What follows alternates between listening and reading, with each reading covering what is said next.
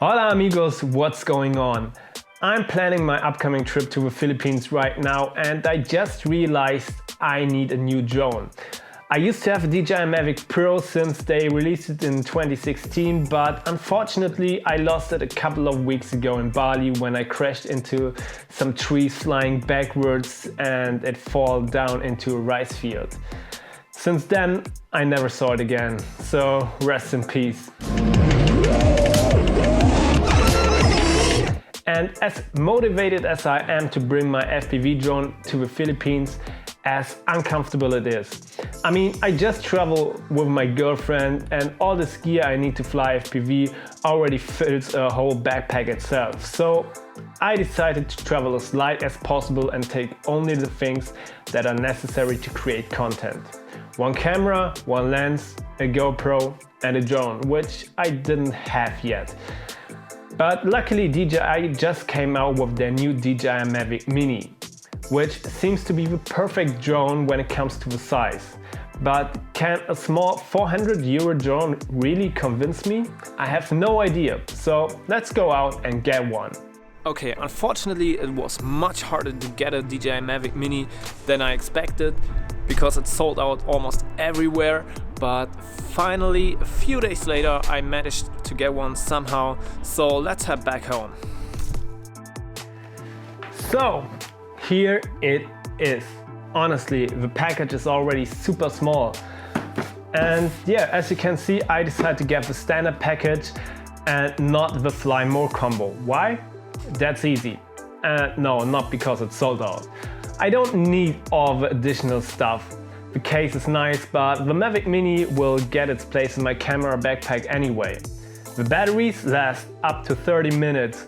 For me, that's more than enough time to get nice footage, and I can charge the battery by using my power bank while I'm heading to the next spot. So no reason to keep extra batteries in my backpack that's never gonna be used. Finally, the prop guards. I mean, come on, really? They might be nice for beginners or if you fly close to people or objects, but I wouldn't have them in my backpack if I need them. So yeah, the decision was quite easy for me. Let's open it up.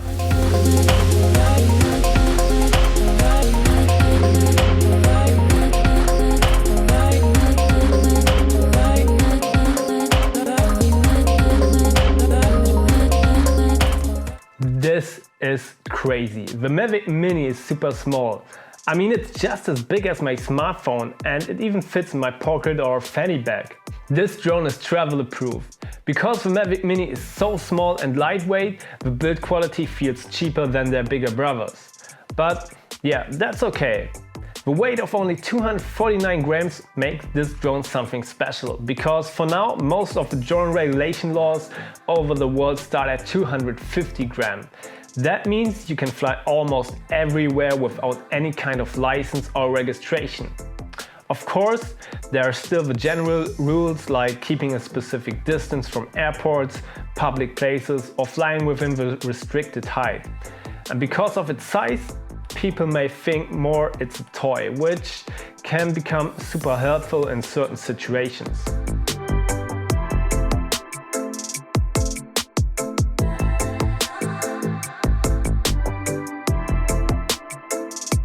But I'm still wondering if the quality of the Mavic Mini camera can be good enough for me as a content creator. So let's have a closer look. We have a built-in 3-axis gimbal like on the whole Mavic series, which stabilizes the camera even on this super small drone, quite impressive. Of course, the camera is smaller and therefore also the sensor, and that affects the footage you take with the Mavic Mini. In fact, the Mavic Mini can record videos in 2.7K with up to 30 frames per second and 1080p with up to 60 frames per second. As long as you're producing only for social media, this sounds still super good, right? But there's a small detail. The video bitrate is only 40 megabits per second, and that's not much. And yeah, that's the point where the quality gets lost. Another disadvantage, and for me the most negative thing about the Mavic Mini, there's no manual settings in video mode available. At least this is what I thought, and you hear most of the time if you watch reviews on YouTube. What I found out though is there is actually a manual exposure control in video mode, but it's a little bit different than we expected. In the DJI Flyer we have the ability to under or overexpose by using the EV control, and by using the lock button right next to it we are able to lock the exposure. This doesn't affect the white balance though, but it's still a workaround to get much better footage. Now you are able to film tilt-ups from the ground into the sky with the same exposure. Exactly what we as filmmakers need. When it comes to stills, the DJI Mavic Mini can capture 12 megapixel images, but only in JPEG. There's no RAW or DNG option available.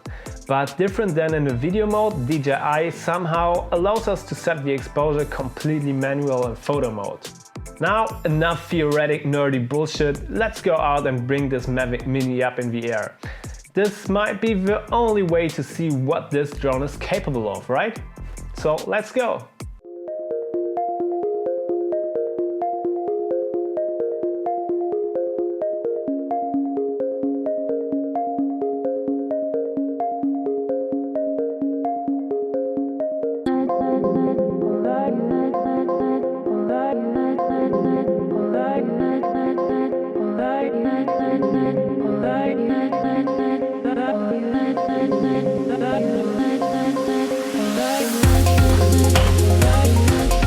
It's impressive how stable the drone is in the air, especially because the Mavic Mini is so small and I suspected it would be much more vulnerable to wind.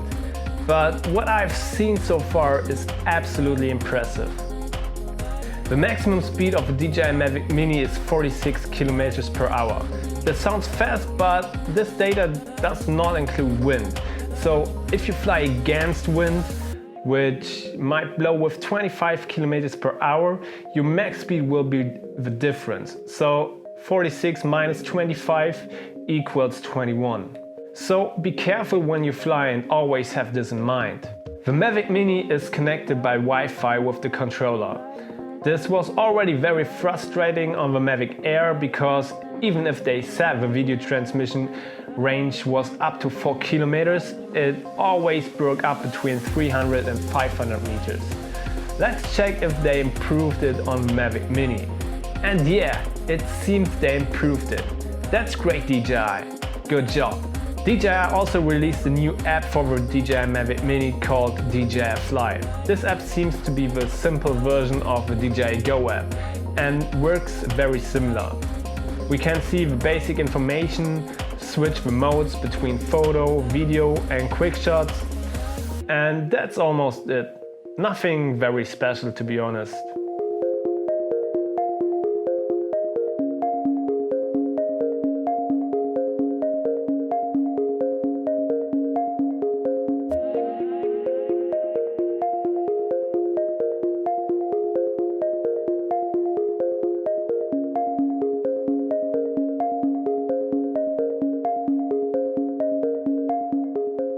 In conclusion, I have to say the DJI Mavic Mini has really impressed me.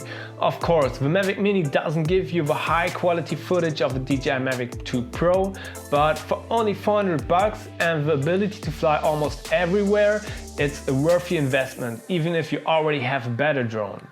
I will take this drone to the Philippines because it's enough for my purpose and perfect for traveling as well. There's no need to say when it comes to paid gigs, especially when your client is paying for high quality drone footage, I would highly recommend you to get the Mavic 2 Pro. I hope you liked this video and would like to see you again. I really hope you liked this video and I would like to see you again, guys. So hit the subscribe button, I really appreciate your support. Thank you, goodbye, and I see you next week.